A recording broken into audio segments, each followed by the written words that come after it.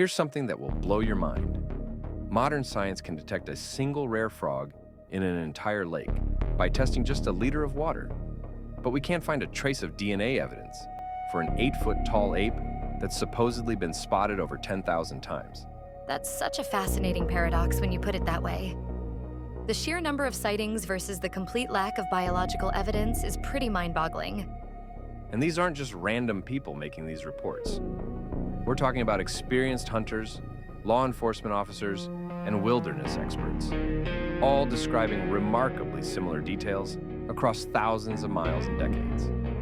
Well, let's dig into those descriptions because they're surprisingly consistent, aren't they? Exactly. 7 to 9 feet tall, covered in thick hair, and that distinctive half-human, half-ape gait that witnesses always mention. But here's where it gets really interesting. We've had hundreds of alleged Bigfoot hair samples tested in professional labs. And what are they actually finding when they analyze these samples? That's the thing. Every single time, they turn out to be something completely ordinary. The Oxford University study tested 57 different samples of supposed Yeti and Bigfoot hair. Want to guess how many turned out to be unknown primates? Let me guess. Absolutely zero? Right. Just bear hair, wolf fur, horse hair, and sometimes even synthetic fibers from carpets. But here's where we need to consider something pretty radical. What if we're looking at this all wrong? Oh, you're talking about the interdimensional hypothesis, aren't you? That's such a mind-bending concept. Think about it. If these beings can somehow slip between different dimensions or vibrate at a frequency outside our normal perception, it would explain why we can't pin down any physical evidence. You know, that would actually explain some of the really weird aspects of Bigfoot encounters that never made sense from a purely biological perspective. Like those cases where people chase a Bigfoot and it literally vanishes into thin air.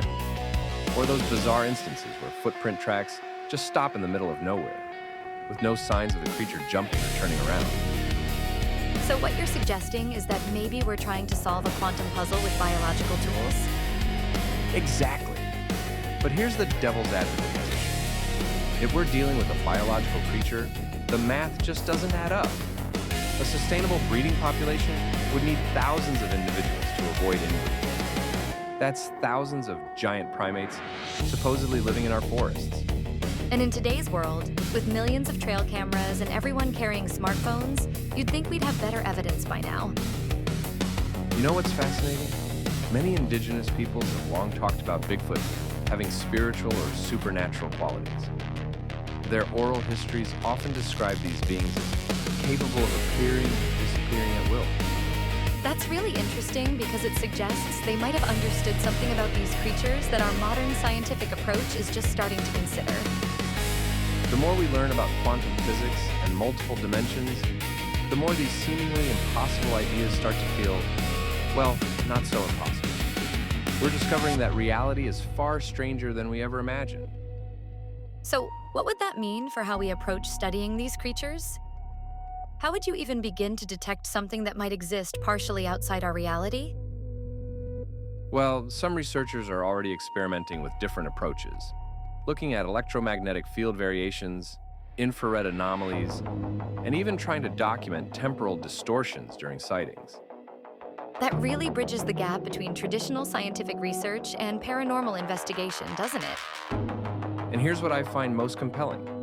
Whether you believe in the biological or interdimensional explanation, the mystery actually gets deeper the more we learn about genetics and environmental DNA. Every new advancement in our detection capabilities makes the lack of evidence more significant. So in the end, we're left with two equally mind-bending possibilities. Right. Either there's a species of giant ape that has somehow mastered perfect ecological stealth, evading every form of modern detection, or we're dealing with something that fundamentally challenges our understanding of reality itself. Maybe the answer isn't finding more evidence, but completely changing how we look for it in the first place.